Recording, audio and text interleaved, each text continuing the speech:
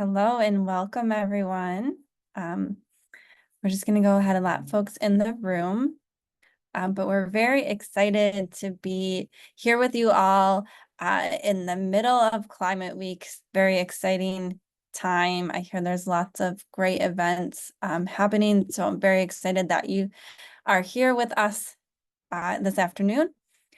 So welcome to the Climate for Action Solutions from the Health Sector virtual event hosted by the Alliance of Nurses for Healthy Environments. For those who aren't familiar with us, the Alliance, or ANHE, as we call us in a short form, is a global network of nurses and nursing organizations working at the intersection of human health and the environment. The recognition of climate change as a public health crisis has increased tremendously over the past decade. And within the past few years, we've seen more and more global leaders recognizing climate change as a fundamental threat to human health. Within the United States, over the past 4 years, we have witnessed the Biden administration take historic action to address the climate crisis with urgency, as well as with the overall aim to advance healthier air and cleaner water for communities. We've also seen at the UN Climate Change Conference last year, COP28, the inaugural Health Day and global leaders uniting and endorsing the Health and Climate Change Declaration. This declaration underscored the urgent need to confront the connections between climate change and health. And earlier this year, at the 77th World Health Assembly, health ministers approved a resolution on climate and health and endorsed a new program for the World Health Organization activities for the next 3 years, with climate change being a strategic priority. And health professionals are not only calling for global action on climate change to protect and improve health, but they are a powerful contingent to push for climate action. This includes bringing a unique perspective to advancing both decarbonization of the health sector and beyond, and to build support for ensuring adaptation to climate change receives the necessary resources and funding in the face of climate-related impacts. So I am Kara Cook here. I am the Director of Programs with the Alliance of Nurses for Healthy Environments. I'm also thrilled to be joined here today by an amazing lineup of speakers. So we're joined by health leaders from the International Council of Nurses and the Global Climate and Health Alliance, who are going to be providing opening and closing comments for our event. And we also have awesome panel discussion with leaders from the health sectors working at the intersection of climate and health, as they share their perspectives on how the health community is engaging in climate action for health. So first, I am thrilled to introduce our opening speaker here. Dr. Gail Adinsky is a doctorally prepared nurse researcher with expertise in global health workforces, health policy, and health system strengthening. Dr. Adinsky is the Nursing and Health Policy Analyst at the International Council of Nurses. Within ICN, they work on gender equity, climate change, student groups, advanced practice nurses, and other nursing policy topics. Gill completed their doctoral education at the University of North Carolina at Chapel Hill. So please, Gill, take it away. Thank you so much for that warm welcome.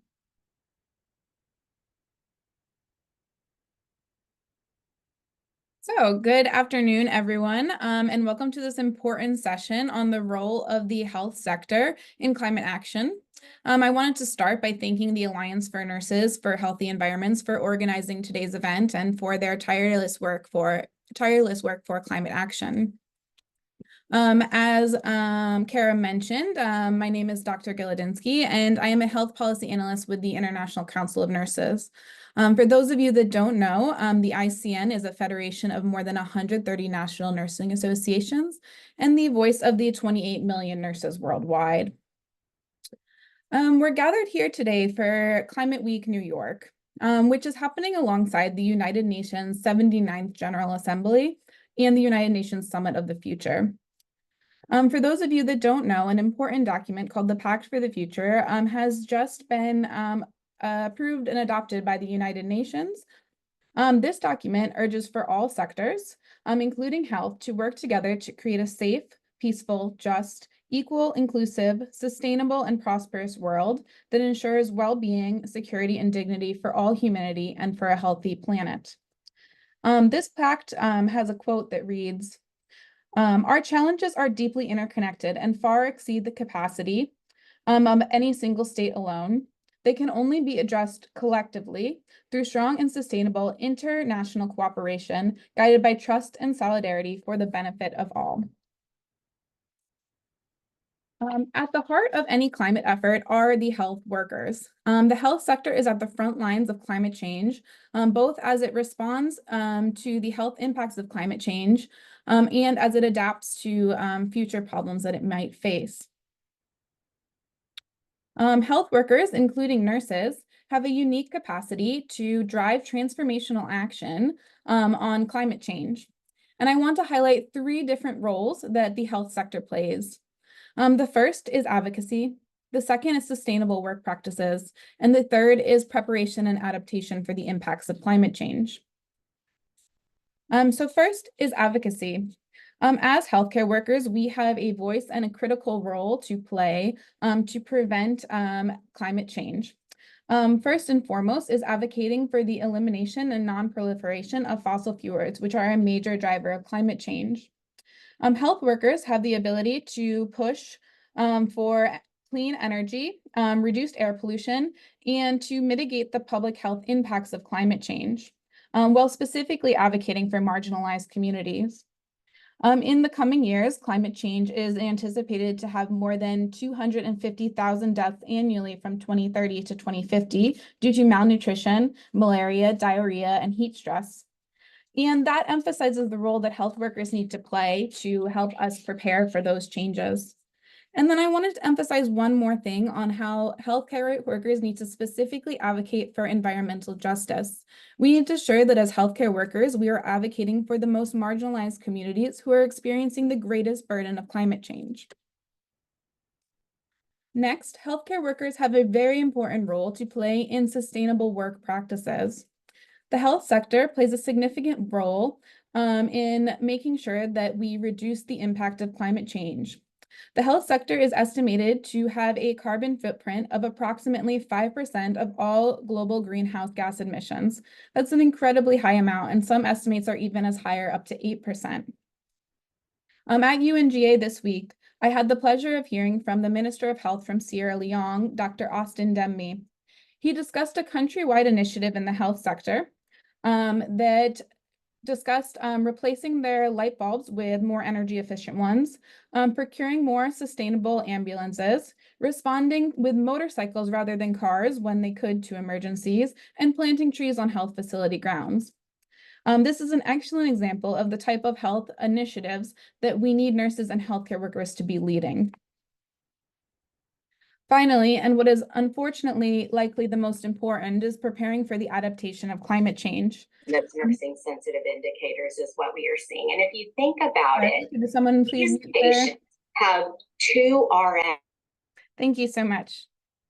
Finally, and what is likely going to be the most important, is preparing for the adaptation of climate change. Unfortunately, climate change is no longer a problem of the future, but we are facing the problems of climate change today and now. Climate change directly impacts the health sector by increasing diseases and exacerbating cardiovascular disease and increasing respiratory illnesses. In addition, it leads to extreme weather events and natural disasters. Nurses and health workers need to use their expertise to have better disaster preparedness, as well as prepare from new and emerging diseases. We require adequate numbers of nurses and healthcare workers in the right places with the right expertise to address these issues head on. After COVID-19, it became evident that we cannot adapt to emergencies quickly enough unless we plan for them in advance. So I would like to use this opportunity to call upon the entire health sector to take decisive action in addressing the climate crisis, whether it's through advocacy, fostering sustainable practices in your own health work environment, or preparing for the health impacts of a warming planet. I'll take one moment to invite all of you to the ICN Congress, which will be between June 9th and 13th of 2025 in Helsinki, Finland. Abstracts will be due on September 30th, and I'm hoping that all the nurses on this call today will come and share their climate prevention and adaptation strategies. As we continue in our discussion today, I would like all of us to consider the Pact for the Future's emphasis on multilateralism and transnationalism. As we listen to our panelists, please all ask yourself, how can we as nurses in the health sector improve collaborations across borders and sectors to create a more sustainable and healthier planet? We are very fortunate to have an amazing expert panel of speakers today, and I'm really looking forward to hearing their insights on the climate crisis. Thank you so much for having me speak today. Kara, back to you. And thank you so much, Dr. Dinsky, for your opening comments. I think it's really important to stress that, yes, the healthcare sector is part of the problem, and there's lots of work we can do within that. But more importantly, that means we are major contributors to the solution, or major players in advancing solutions. And so I think that's really important as we move into our panel's discussion, to be thinking about how can we look at climate change and look at the solutions to climate change through a health lens and as health solutions. So with that, I'm going to move us over into our panel discussion. So we have two live panelists, as well as one panelist who we will be sharing a pre-recorded video from them. They were not able to join us. And then, of course, during our panel discussion, we'll also invite Dr. Adinsky and Jenny Miller from the Global Climate and Health Alliance to join us in contributing to that discussion. But first, I'll introduce our panelists, and then I'll share our pre-recorded remarks from our one panelist.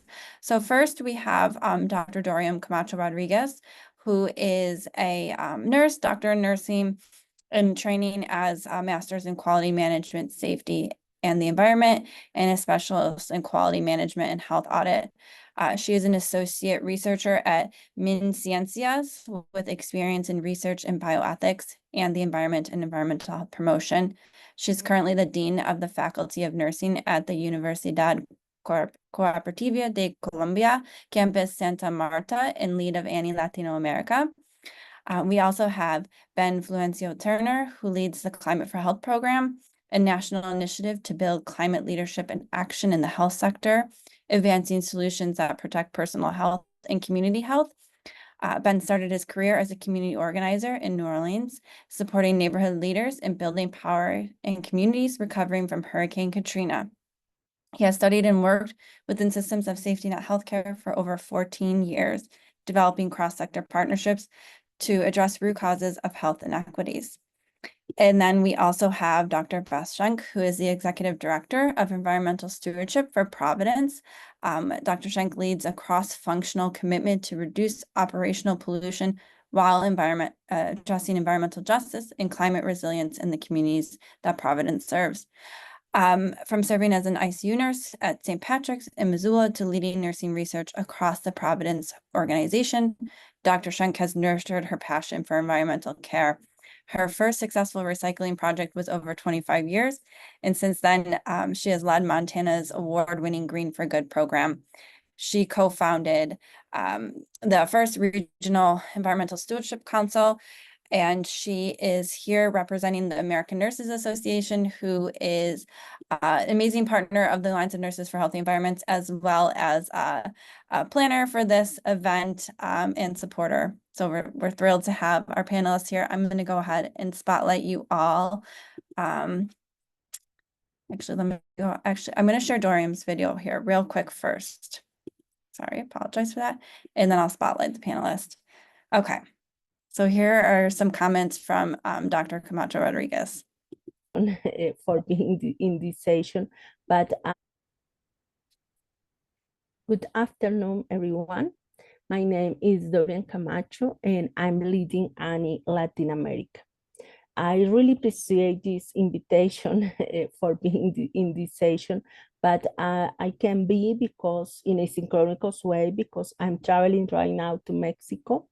I'm going to work with Universidad Juárez del Estado de Durango We are working in the incorporation of the nursing and the environment into the curriculum. First, I want to say that health professionals can act effectively in climate actions. We can do community education about the health effects of climate change with the goal of empowering people to adopt healthier and more sustainable practices. In the same way, work must be done on the promotion of public policies. At ANHE Latin America, we are working on the design of climate interference projects with the support of the organization Health Without Harm. With these projects, we are looking for real and viable solutions with the participation of the community and decision makers. Another important aspect is cross-sectoral collaboration. We are currently working on a transdisciplinary research project with other professionals from biology, sociology, engineering, and veterinarians, as well as decision makers. And we are proposing a strategy to mitigate the impact of dengue related to climate change. We must also prepare for emergency response to natural disasters related to climate change.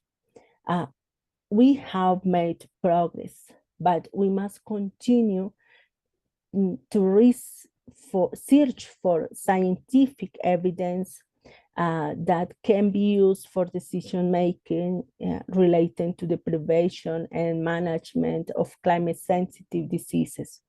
We must advocate in international forums where the issue is discussed, as we are doing today. We must mobilize to be able to inform the community and governments about the consequences of climate change on the health of humans and in general of all the species. One of our tasks in which are working is the implementation of sustainable nursing practices, so we can contribute to reduce the environmental footprint in health institutions. This year at COP29, nursing professionals will have a new opportunity to make the problem visible. The inclusion of the issue in this health, in the climate change, is an important achievement.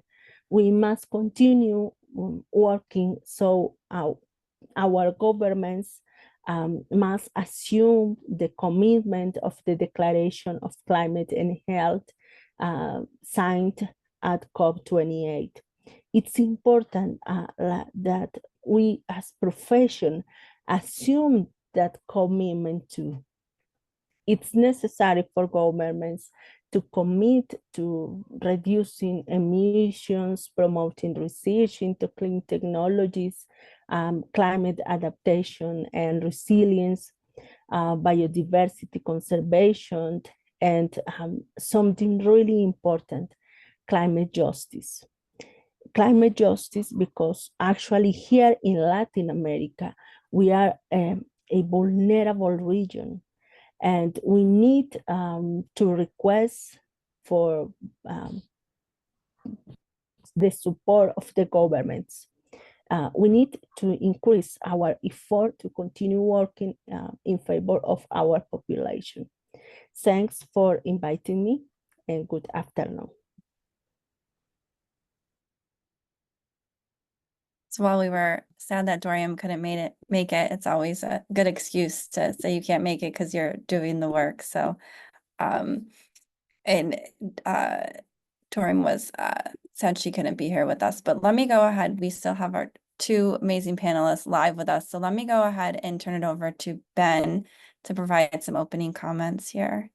Thank you so much, Kara. Thanks for everyone for joining today. Really excited to chat with everyone. So I will just pull up a couple of slides just so I don't get lost as I talk. But I'm Ben Fulgencio Turner. I direct the Climate for Health program at Eco America. So really quickly, Eco America is a nonprofit, nonpartisan organization based in the United States, focused on driving society towards climate solutions. And we have over 115 partners and programs in the health, faith, and civic or community sectors, all built around the theory that engaging those trusted local leaders on climate and engaging them to connect with people about local, their local values and priorities is what is going to drive that social movement for climate action.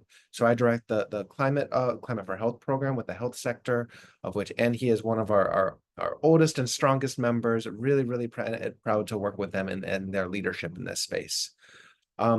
So I want to emphasize what I hope everyone on this call feels really strongly is that health professionals, especially nurses, are in a unique position to lead on climate and to really drive the kind of change and solutions that we need to see.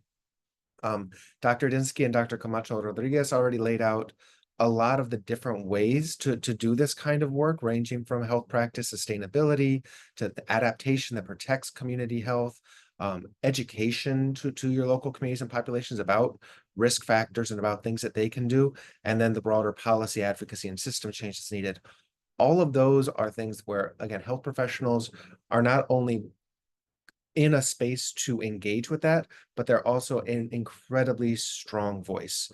So I know that everyone in the climate space sees a lot of bad news charts, a lot of charts about the risks and impacts. I'm going to just take a couple of minutes to share some good news charts.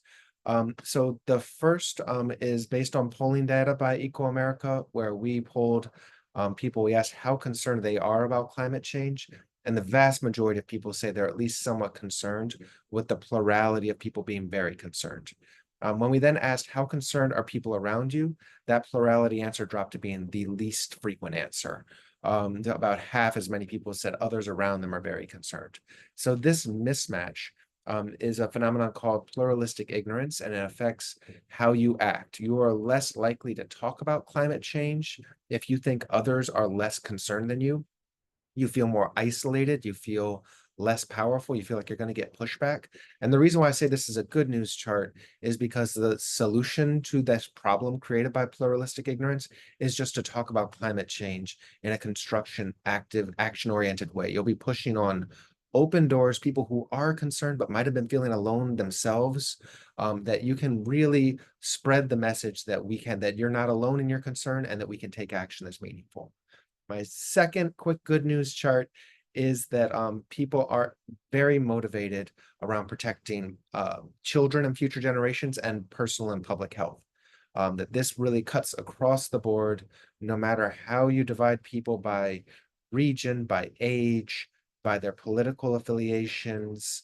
People are consistent that these two sets of values are the top motivators for people to take more action than what they're currently taking on climate change. Then my third good news chart, I'm sure that you've all seen this before, is that nurses are the most trusted profession in the country. This is consistently true, beats out every other profession. And so this combination of three good news charts, that there is this phenomenon of pluralistic ignorance around climate change where people think that they're alone in their concerns, that health motivates people to take action, and that the people who are most trusted on health are also the most trusted overall, that especially nurses. So this really creates this incredible opportunity for nurses to lead on climate. It's why I'm so proud to partner with ANHE.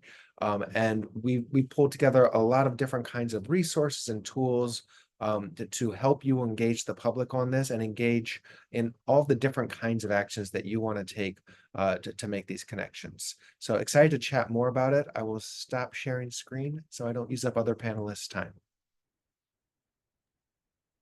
Great, thank you so much, Ben. And we'll go ahead and turn it over to Dr. Schenk.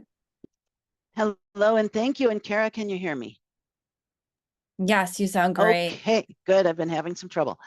Thank you all. It's my pleasure to be here with you. I see some familiar names. I'm very proud to represent the American Nurses Association today. I had the honor of working with them, in the past 12 months anyway, on a new and updated white paper on climate health and nursing to help echo some of what Ben just said and Dorian said and Kara said. I've also a past board member of ANHE, and I produce the Nurses for Healthy Environments podcast. I hope you'll take a listen. I'm adjunct faculty at Washington State University College of Nursing, where I house our primary research. Kara works with me on that, called CHANT, the Climate and Health Tool. And but what takes most of my time is I'm the Chief Environmental Stewardship Officer for Providence. I'm going to show you 4 brief slides to mostly give you an idea of where I'm coming from, because my whole focus is really about solutions. I love to find, discover, measure, assess the effectiveness of solutions, and then put them out at scale. So let me just share briefly. And I think that is working. Is it? Can you see a slide? Okay, thanks a lot. Providence is a large health system in the Western US. You can see the states, and there's also a tech center in Hyderabad, India that we have. This is really important because of all the measurement and metrics that we track. This just gives you an idea of our size. We have a 3-pronged strategy for our climate work and really all of our environmental stewardship work. The first is our mitigation, and some of you have seen this. We've developed the mnemonic called We Act, which stands for waste, energy and water, agriculture, food, chemicals, and transportation. These are the primary contributors of greenhouse gases that we're working to reduce today and into the future. We have programs and plans and measurement for each of these, and I could talk about all of them at length, but I just want you to get a flavor. We also have our adaptation or resilience strategy, which we call We Reach, and this is really resilience and equity for adaptation to climate and health. And we look at it across 3 primary piers. I'm not going to go into details, but you can read these headings to understand that all of these are intertwined. How we do operations, how we prepare our clinical knowledge and staff for support, and how we work with community partners, because that's what we're trying to do, is help folks in our communities be more prepared, be more resilient to recover from the devastation that we're seeing today and will continue to see. And then the third prong is our advocacy strategy, which we call Reshare. This is not just formal government affairs advocacy, but it's events like this, where we're partnering with other key leadership groups in the nation and globally. And we work on education and inclusion, and also pushing policies and ideas forward. So I just wanted to share that as a bit of a background to our panel discussion today. Thank you, Kara. Thank you so much, Beth. And I'm going to spotlight all our folks here so that we can move into a robust panel discussion here. So I have a couple prepared questions for our panelists, but I do invite folks who are joining us live to please enter your questions in the chat. We should have great acronyms. That is really great at acronyms. But we should have time to get to questions from the audience. But I'll start with the first question, and I invite anyone on the panel to answer this. But it's, how can health professionals engage in climate action in communities, health systems, and governments that deliver both health and climate benefits?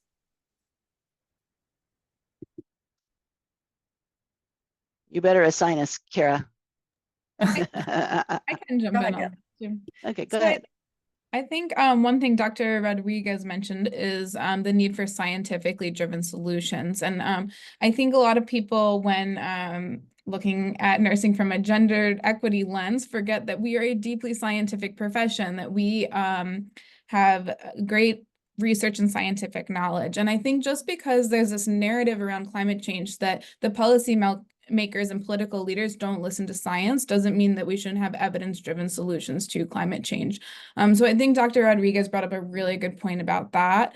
And then tying in with what Beth mentioned with the We Share as well, is knowing that we don't all work in silos. If you combine scientific knowledge and evidence with the ability to share ideas across sectors, across organizations, and in organizations like the International Council of Nurses across borders as well, I think we have a really powerful tool to not just come up with solutions, but also scale them up to a global level. I'd add a comment. Thank you. Just kind of to echo, or I should say, one of the gaps I feel that we have in terms of health professionals' engagement is that we're too quiet. I don't know if others of you agree, but I think we're not heard enough. And when I think about nurses, 1 out of every 100 Americans is a nurse. Everybody knows nurses. Absolutely everybody knows nurses. You think of 60% of global healthcare are nurses. You think of in our health system, it's about 5 to 1. Half, literally 48% of our 120,000 caregivers are nurses. So that kind of power, and that's not just nurses. Think of the voice of physicians, of pharmacists, of therapists, of everybody involved in this, many of whom understand the science, understand the health impacts, and are concerned and engaged. But we are on the sidelines. I've been kind of beating this drum for a little while, and I think of it like how long it took health professionals to speak out about smoking 3 or 4 decades ago for a lot of different reasons, some of which were structural, some of which were confusion, some of which were a whole lot of money working against us. But there's something a little bit similar in the way that I think we can really be important and effective, because we know that the health message is compelling to people. So I don't have a great solution for that, but I do want us to think about that as healthcare writ large, and also as nurses, particularly because of what Ben pointed out, we're the most trusted profession. We should be out there talking. I don't mean to say should, I'm sorry. So anyway, that's a concern of mine. And I'll just add to that. I 100% agree. And I think that you don't have, it can be really intimidating, because people think about going out and speaking on climate as you have to go out, you have to be an expert in climate. You have to know about the parts per million. You have to know about glaciation and all of this. And you really don't. You can start off local. You can start off talking about the fact that your kids are breathing diesel fumes because the school hasn't switched over to electric school buses. You can talk about extreme heat and about preparedness plans need to happen. You can bring your nursing lens and cap to those local discussions that are immediate. So I would just put that forth for anyone who feels a little intimidated about this, or it's too big of a stage or too global of an issue. Start off locally. Start with those local issues and local actions, and show up. My other advice is be absolutely shameless about wearing your nurse identity, or for non-nurses, your health professional identity. Even if you don't wear scrubs or a lab coat, dust it off. If you don't wear it every day for your job, dust it off and put it on when you're going to go and talk to the school board or to city council or any other group. That really help people understand it as a health issue, especially if you do have that concern about it already being polarized or intimidating, or maybe too scientific, and you're a little intimidated by that. Make it about something that you are comfortable with, which is protecting people's health. I might jump in to even just go a step further than that. I think those starting with from what you know is not only of benefit to kind of giving folks the confidence to kind of engage, even if you're not an expert in climate change. None of us are experts in climate change. It's huge. But I would even go a step further and say some of the unique benefit that health professionals can bring to the climate conversation is stories, the stories about the impacts that we're seeing on our patients or on the communities that we serve. And, I've had the pleasure of working with Gil for a long time and with the folks at ANHE for a long time. And I have to say that many a time, both of you have kept me grounded and helped me to keep it real when we're off talking about UNFCCC and this, that, and the other.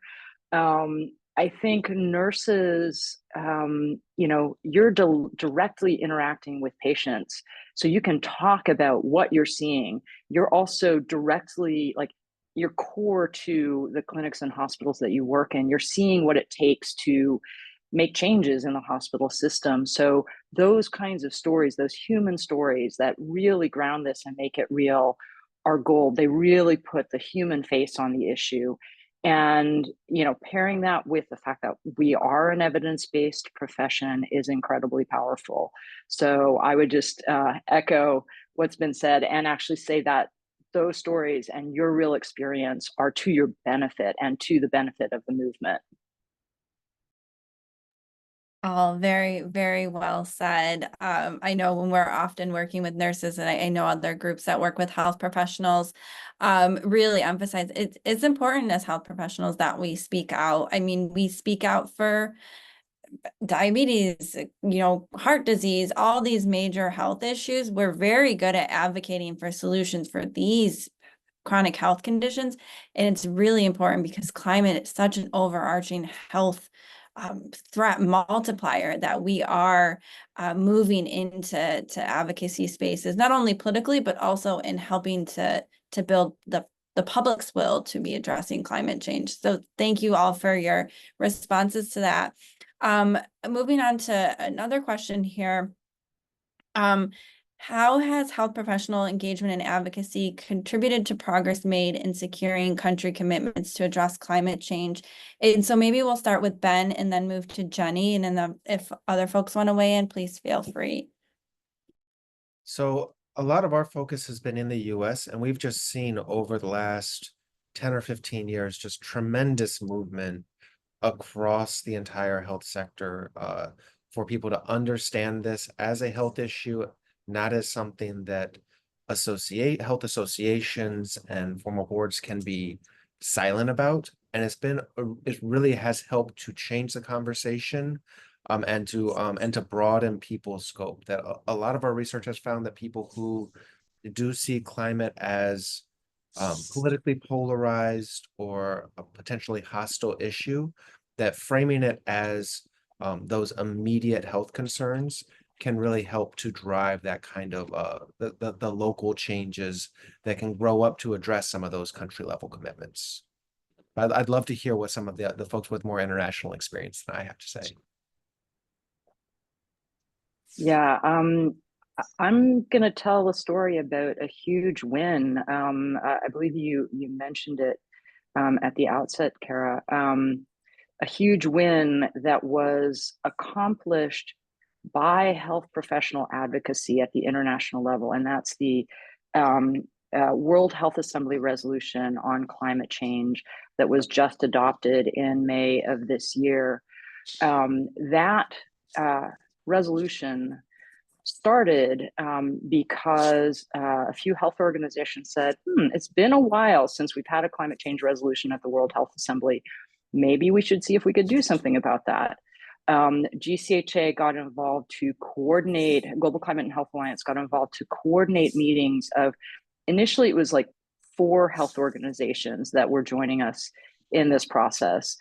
Eventually the ball got rolling and more organizations joined in. That group of organizations developed a concept note that was circulated to governments. Governments actually have to lead the process for anything that's proposed in the World Health Assembly. It's not a civil society-led process. It's very much a country-led process. And if you try to push something too hard, they can rebel and sort of say, don't give us something pre-baked, we're going to do this. So it was a concept note saying you might consider this, you might consider that. ICN was a part of that process, carrying that concept note forward. And then those health organizations had many of them had government relationships and did outreach to bring that concept note to different governments and said, hey, would you want to champion this? And then once we got champions, would you want to, you should support this. We encourage you to support this. This is really important. If you think it only can happen through organizational level influence, I want to share that 2 countries had to champion it, one from Global South and one from Global North. Those 2 countries were Peru and the Netherlands. The Netherlands came on board because one medical student reached out to her government and said, wouldn't you want to lead this process? And the Netherlands stepped up to do it. Throughout the negotiations around the resolution, those same health organizations stayed involved, followed up, continued speaking with their governments. The resolution, resolutions are adopted by consensus. So 194 countries adopted it.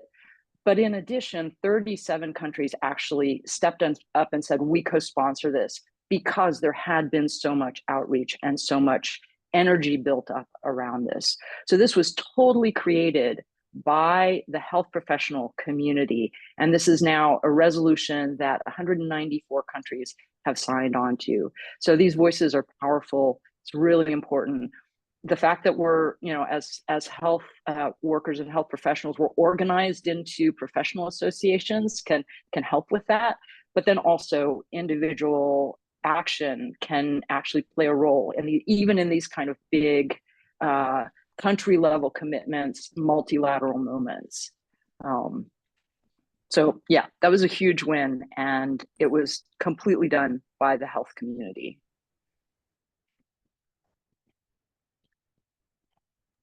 Yeah, and thank you so much, Jenny, to your team, the Global Climate and Health Alliance, for really helping us keep abreast of what's happening and where we as health professionals and health professionals who are part of health organizations can weigh in, and where are those potential levers of influence. I think, sometimes we're operating in silos as specific professions within the health sector, but it's really important that we're working collectively across disciplines, because that's how we're going to really get those big wins and big successes. So for the next question, and Beth, maybe we'll start with you, and then if other folks want to weigh in. But how can our health systems working to move the needle in advancing climate action globally? And I know you shared some examples in your opening remarks, but if you have anything additional to share, that'd be great. Well, there's movement afoot. It's astonishing because as Kara mentioned in the intro, I've been working on this for a long time, really over 3 decades. And what I have seen in the past 3 to 5 years has been astonishing. I mean, I would have, prayed for it, dreamed of it before that. But now what we see is most organizations, healthcare organizations, are taking this seriously. They're setting goals. They are saying we've got to do better.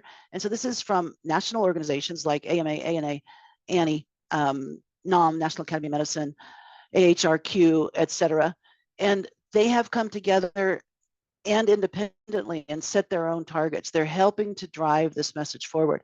That matters a lot to the different health systems out in the field doing the hard work of delivery of healthcare. And you all remember the pandemic. It was devastating. I mean, seriously, it was so challenging, and it still is. But nonetheless, I think sometimes partly because of the pandemic, people took a step back and could see, whoa, this is another really big problem. And we can now see global implications. So in some ways that may have helped push that a little bit in the United States. So across this country, and then I'll get to global in just a second, there's lots and lots happening. If you're curious about this, check out Healthcare Without Harm. Obviously, ANHE, Practice Green Health, National Academy of Medicine. Check them out for the different publications and actions that are underway. The Joint Commission just put out a voluntary certification. Providence did this for all 52 hospitals. The CMS, Centers for Medicaid and Medicare Services, have just announced their voluntary program for decarbonization and resilience today. So that shows us about the progress because people are seeing the urgency. Now, progress is slow. Progress is slow because our mountain is high. We know that, and still we have solutions and we're chipping away, but we need more and more and more to do. And just a moment globally, Kingdom has been a leader, an early adopter, really good at process improvement, driving this work into the ethos of the organization and measuring and reporting. But we see this around the world. India, lots of projects going, the Philippines,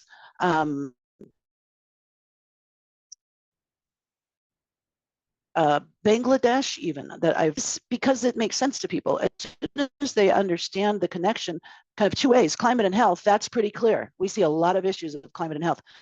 Climate and health care, that has been less clear. So that's becoming more prominent and more tangible, and gives organizations from literally across the board opportunities to make real difference. And also talking about measurement and metrics, which then gives us a foothold. Are we making progress or not? So I'm quite optimistic about that, energized about it because of these recent changes. Thank you. Thank you. And I just want to add to that it's really inspiring, but all these stories of individuals and groups really driving that change. So I think that's inspiring for hopefully for everyone on this call. But then I also want to emphasize that it's easier the more people you have. So get out there, talk to your colleagues, build an army. We offer a free training that has continuing education. We've customized this with ANHE.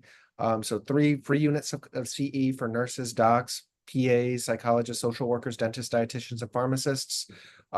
it can be really helpful to have another 6 or 8 people who've kind of gotten over the hump, have made that connection and can't unsee it, to join you in pushing your facility to catch up or to be a leader, get out in front and be a real leader.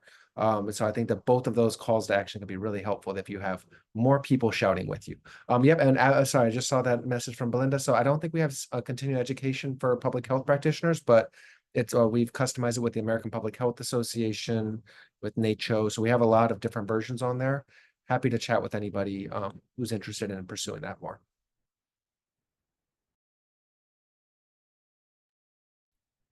Thank you both. Well, I'll go ahead and move us into our last question here. Just what do you think is needed in terms of future action and commitments at COP29 and beyond? I mean, I think we've heard there's been great progress thus far, and it's not enough.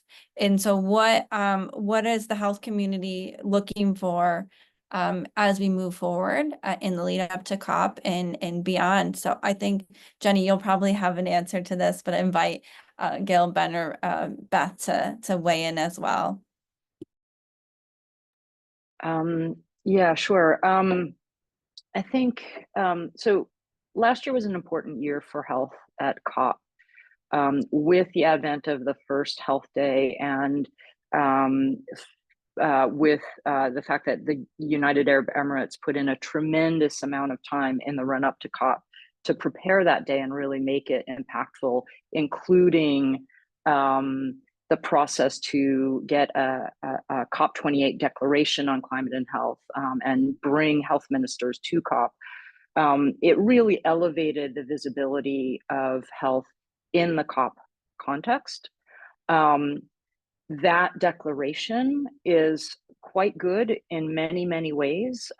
It calls on and countries signed on to it and committed themselves to integrate health into climate policymaking and climate into health policymaking, looking at health systems, but also looking beyond health systems across sectors that affect people's health, and looking at really how the health community plays a role in climate decision making. We now have that declaration, and there have been many declarations in the past that sit on the shelf. So I think a really important step at COP29 is follow up on that declaration. How are those commitments being implemented? Countries need to come in and talk about how they're putting reality behind the things that they said they would do in that declaration. And as a health civil society community, we need to call on them to do that. There are some other things, though.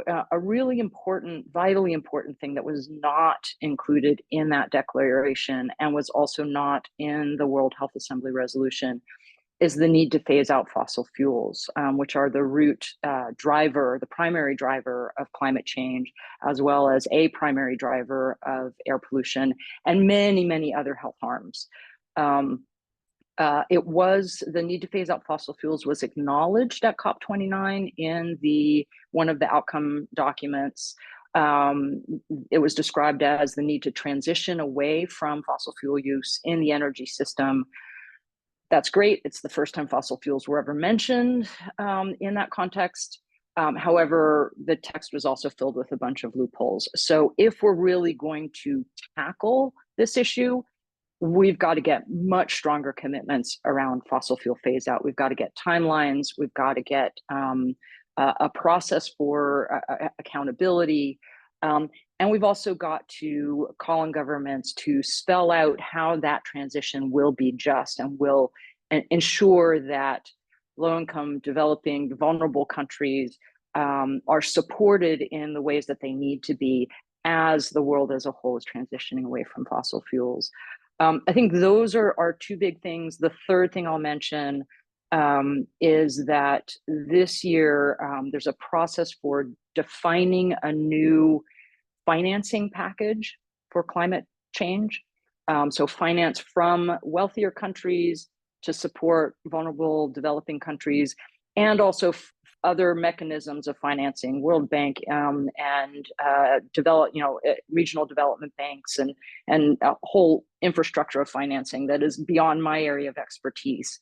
But that conversation is happening this year, and without the finance to support countries that are being most impacted, those countries that are facing the floods, facing the worst heat waves, don't have the resources to adapt to those things well, to recover from those things well. And meanwhile, we're the least contributors to where we are in climate change, that have contributed the least greenhouse gases. Without that funding and that financing, progress on this issue just gets stopped, and in addition is incredibly inequitable and unjust. So those are sort of the three things that I would highlight in terms of what we need to see at COP29. And this is, will of course continue far beyond COP29.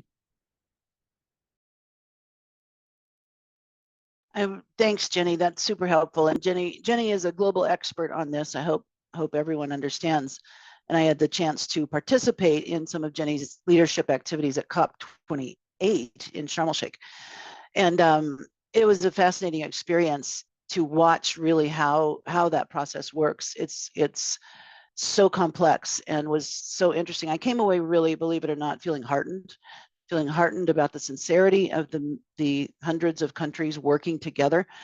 I feel a little bit disheartened sometimes about the pace, and that's echoing a little bit.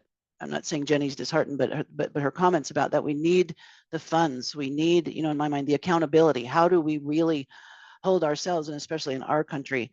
And I'm super thrilled that the light is finally shining on health, because of what we've said before about this being a compelling message, and super smart people in health who are working on this.